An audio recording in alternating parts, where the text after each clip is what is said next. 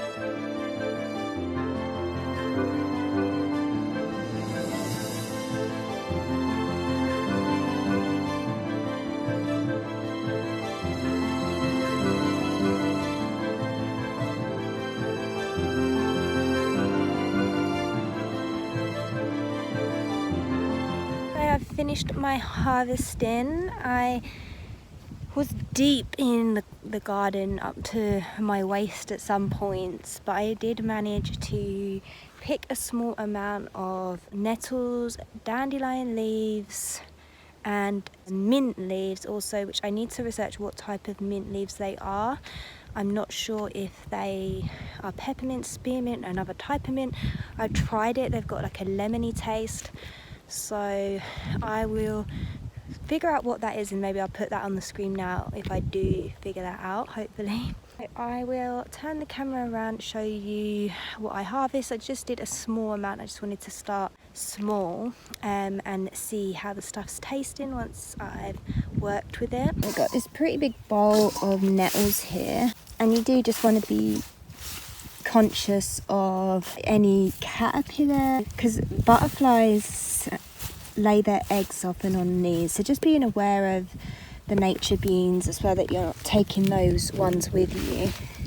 And then in here I have a bag of the mint that I got, and then here is a load of dandelion. Such a high abundance of dandelion leaves in this garden, so I got quite a lot of those actually.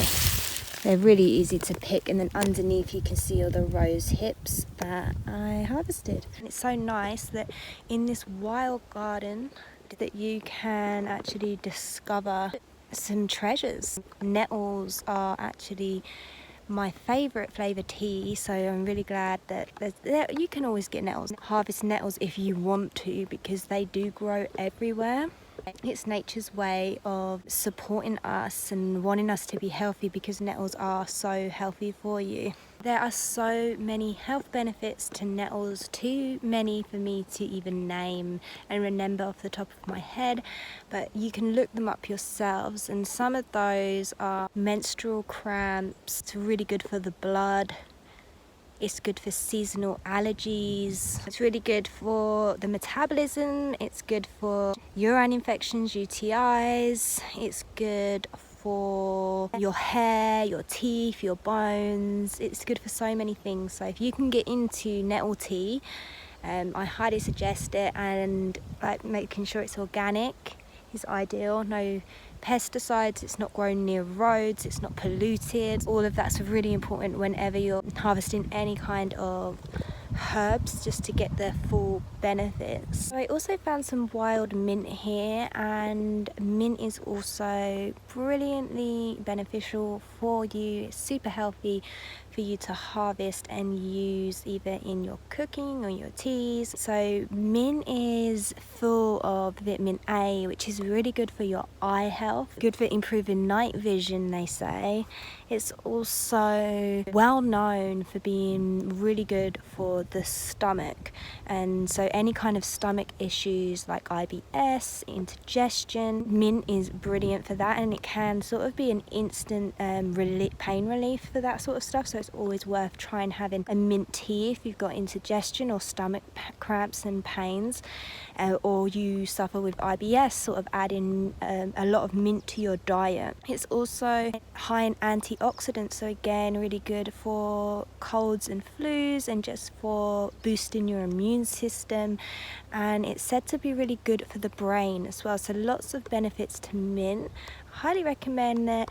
When you're out harvesting stuff from the wild or from your garden or wherever you want, if you want to grow your own herbs, it's always good to look up the benefits so that you can really find the right herbs for you and the ailments that you have. The last thing that I harvested was dandelion leaves, and you can use the dandelion flowers, the leaves, the roots, the seeds. Every part of the dandelion is brilliant and amazing for us and super healthy. I would even say it's one of the top sort of health foods for us humans.